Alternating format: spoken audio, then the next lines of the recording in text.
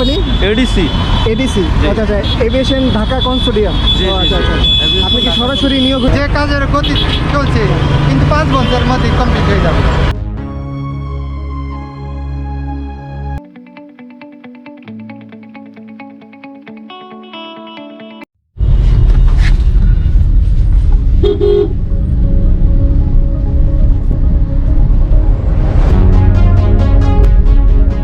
Hello viewers, আসসালামু আলাইকুম, welcome back to my channel. আজকে যাচ্ছি আপনাদের নিয়ে আসলে একটা খুব ঘরের কাছেই, আমার বাসার খুবই কাছে এত সুন্দর একটা জায়গা আমরা আসলে চোখে পড়ে নাই, এদিক দিয়ে আসা যাওয়া করি কিন্তু চোখে পড়ে নাই। তো হঠাৎ করে ভাবলাম যে আরে আমার বাসার পাশে এত সুন্দর একটা জায়গা, ঢাকার ভিতরে এত সুন্দর একটা এরিয়া, আমি কেন ওইটা পৃথিবীর কাছে, সবার কাছে, আমাদের যারা প্রবাসী বাঙালি আছে সবার কাছে কেন তুলে ধরতেছি না। তো জায়গাটার নাম হলো নিকুঞ্জ। তো নিকুঞ্জতে আসলে খুব সুন্দর একটা লেক হয়েছে, লেক করে তারা সুন্দর করে একটা গার্ডেনের মতো করেছে। তো আমরা এখন যাচ্ছি সেখানে, আসলে বিকেল হয়ে গেছে, সন্ধ্যা হয়ে যাবে। আমি আসলে শিওর বুঝতেছি না যে আসলে রাস্তায় যে জ্যাম, আমি কি আপনাদের সন্ধ্যার আগে ওইখানে নিয়ে যেতে পারবো কিনা। তো চলুন যাওয়া যাক।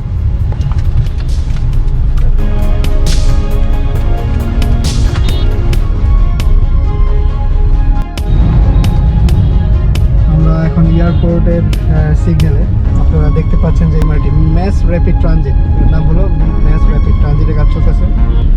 তো আসলে পুরো ঢাকা শহরে আসলে ডেভেলপমেন্টের কাজ চলতেছে। আপনাদের হাতের বায়ে আমাদের এলিভেটেড এক্সপ্রেস ওয়ে এখান থেকেই শুরু হবে। এলিভেটেড এক্সপ্রেস ওয়েটা এখান থেকে শুরু হয়ে একদম যাত্রাবাড়ি পর্যন্ত এটা হবে। এটার কাজ অনেক বছর হয়ে গেল করতেছে। তো কাজের অগ্রগতি যদি বলতে যাই তাহলে খুব বেশি না, পিলার হয়ে গেছে এই সাইডে সবগুলো। আর আমার হাতের ডান পাশে দেখাচ্ছি যে এয়ারপোর্টের কাজ চলতেছে, আমাদের থার্ড টার্মিনাল। স্বপ্নের সেই থার্ড টার্মিনাল, আমাদের এয়ারপোর্টটা আসলেই চেঞ্জ হয়ে যাবে ইনশাল্লাহ এই থার্ড টার্মিনালের একদম লেটেস্ট আপডেট নিয়ে। কারণ আমার কাছে অনেকেই রিকোয়েস্ট করে, প্রবাসী বাঙালি যেরকম মিডল ইস্টের অনেক ভাইরা আছে, ইউরোপ আমেরিকার অনেক ভাই বোনরা আছে, সবাই আমার কাছে রিকোয়েস্ট করে যে একটু এই এয়ারপোর্টের আপডেটটা দেওয়ার জন্য। তো দেখতেছে যে বাংলাদেশটা এগিয়ে যাচ্ছে, আমরা সবাই এগিয়ে যাচ্ছি। আমাদের এখানে 10 বছর আগের বাংলাদেশ আর এখন 10 বছর পরে বাংলাদেশ অনেক চেঞ্জ, সেটা বলতেই হবে।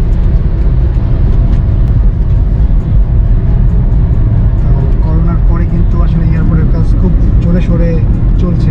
আর এই পাশ দিয়ে তো এলিভেটেড এক্সপ্রেসওয়ের সব পিলারগুলো হয়ে গেছে, এখন উপরের স্প্যান বসানোর কাজ চলতেছে।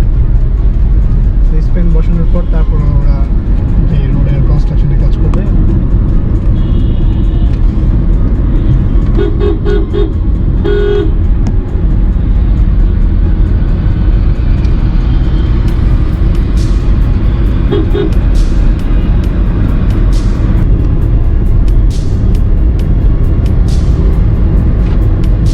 বাংলাদেশে আসলে বের হইলে এখন ভালোই লাগে, কারণ অনেক দামি দামি গাড়ি দেখা যায় আমার সামনে, মার্সিডিজ।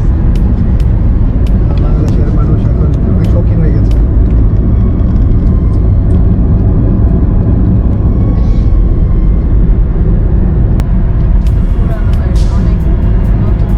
হ্যাঁ, এটা পুরোনো মডেল, তারপরে এখন বাংলাদেশের সব মডেলের গাড়ি দেখা যায়।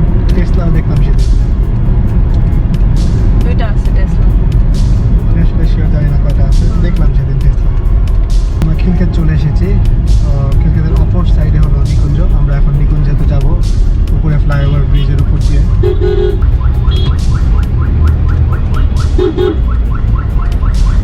এখানে সুন্দর একটা ইয়ে আছে, এখানে দেখা যাচ্ছে উইন্ড মিলের মতো একটা জিনিস যেটা ঘুরতেছে।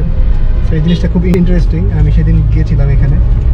এটা আসলে পানি উঠানোর কাজ করে।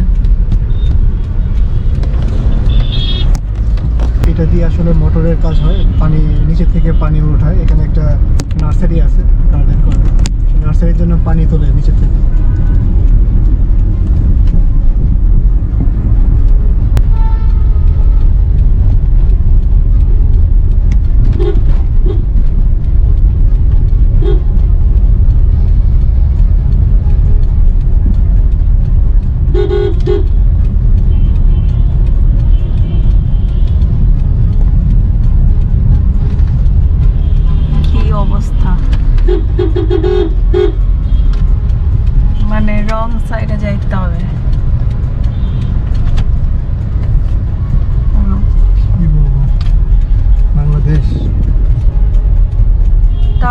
সাইডে যাইতেছে, আপনারা সে রং সাইডে। দেখতেই পারতেছেন যে এটা একটা রং সাইড, মানে এদিক দিয়ে গাড়ি আসবে না, সোজা যাবে, ঘুরে আসতে হবে। তো মানুষ একটু ঘোরার জন্য একটু কম একটু ঘুরতে হবে, একটু কষ্ট হবে, একটু তেল নষ্ট হবে, এর জন্য সে এই রং হতে যাচ্ছে।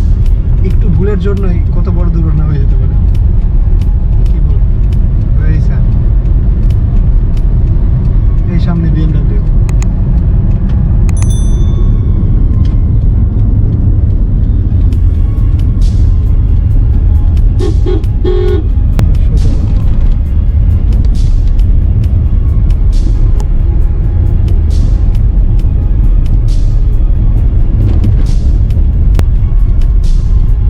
ফ্লাইওভারের কাজ শেষ, মানে পিলারগুলো শেষ হয়ে গেছে।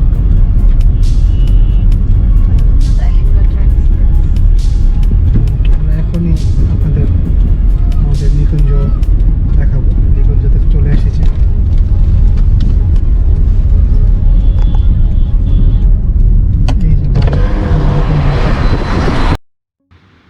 সো আমার ঠিক হাতের বাঁয়ে আমাদের নিকুঞ্জ 2।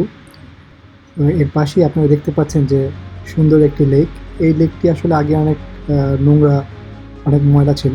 সো ওটা ওরা রিনোভেট করে এখন খুব সুন্দর একটি জায়গা, যেখানে মানুষ বিকেলে বসতে পারবে, হাঁটাহাঁটি করতে পারবে। তো দেখি আমি আপনাদের আজকে ভিতরে নিয়ে যেতে পারি কিনা, কারণ ওরা এখনও ভিতরের কাজ শেষ হয়নি, তাই ভিতরে কাউকে ঢুকতে দেয় না। তো দেখা যাক আমি ঢুকতে পারি কিনা। আর যদি ঢুকতে আমি না পারি, তাহলে এরপরের আমি যে কোনো একটা পড়বে আপনাদেরকে টোটাল ভিউটা দেখাবো, ভিতরের সব টোটাল পার্কের যে ভিউটা সেটা দেখাবো। তো আমি এখন ঠিক গেটের কাছে চলে এসেছি। তো আমরা সরি, গেট ব্লক করা, আমরা ঢুকতে পারছি না আজকে। তো এখন আপনাদের আমি কিছু ছবি দেখাচ্ছি পার্কের ভিউটা কীরকম বাইরে থেকে। তো এটা হলো লেকটা।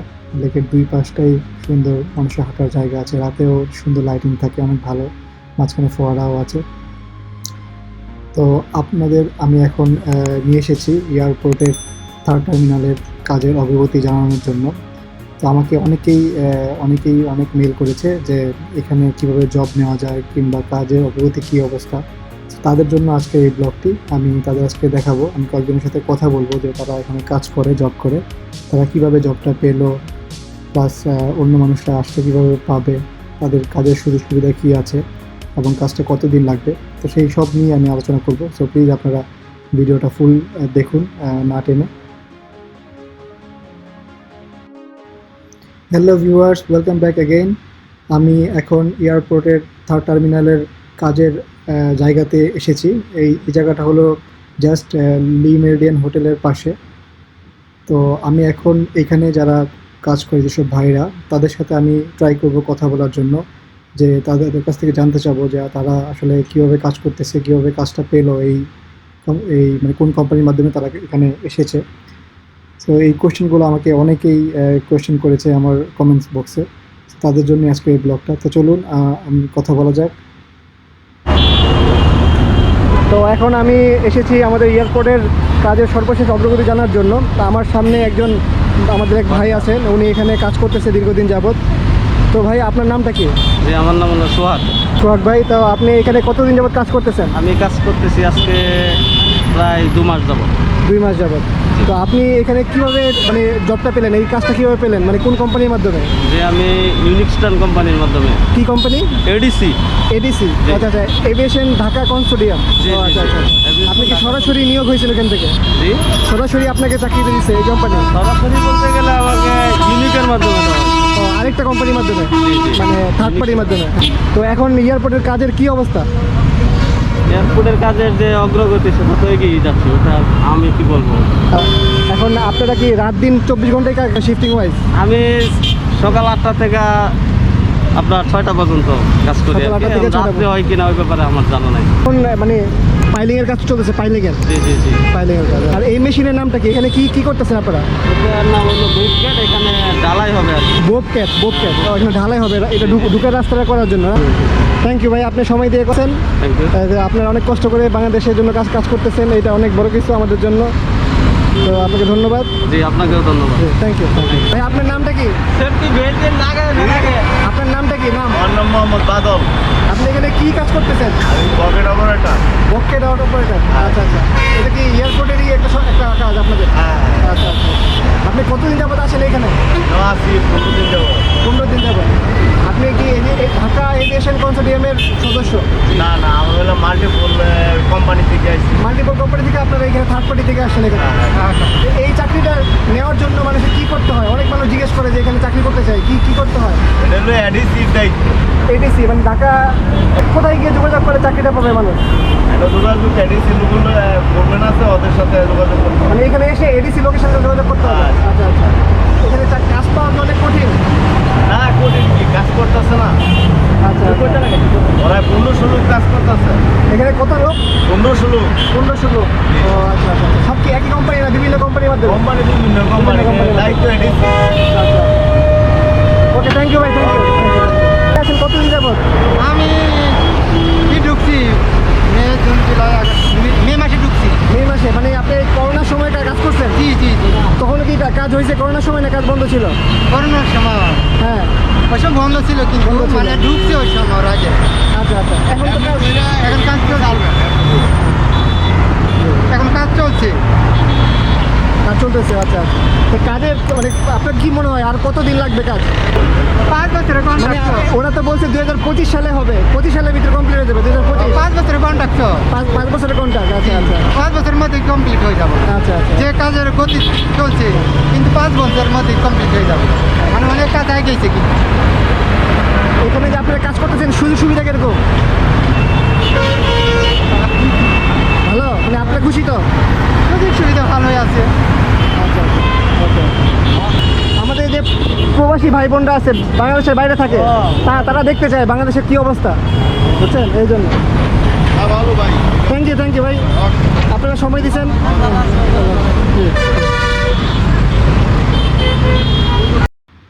সো বন্ধুরা, আজকে সন্ধ্যা হয়ে গেছে, আমি আর ব্লগটা বড় করব না।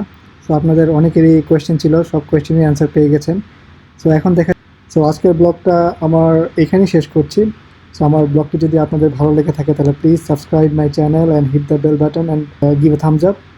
এখন চলে যেতে যেতে আপনাদের সাথে আরও একটা জিনিস শেয়ার করি, যে একটু আগেই বলেছিলাম যে আমাদের দেশে এখন অনেক ভালো গাড়ি দেখা যায়। তো সামনেই দেখতে পাচ্ছেন যে পোর্শে একটা গাড়ি আপনাদের দেখাচ্ছি। বাংলাদেশে এখন পোর্শেও মানুষ ইউজ করে, দেখেন।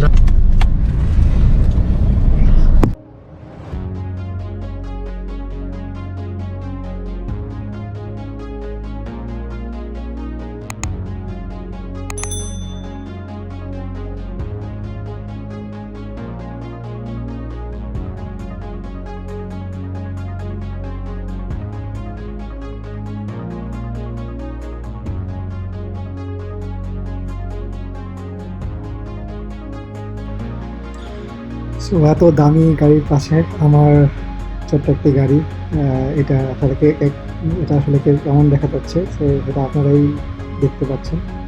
তারপরেও আমি হ্যাপি যে ছোট হোক বড় হোক এটা নিজের একটা জিনিস। আলহামদুলিল্লাহ, আজকের মতো ব্লগটি এখানেই শেষ করছি। আল্লাহ হাফেজ, সবাই ভালো থাকবেন।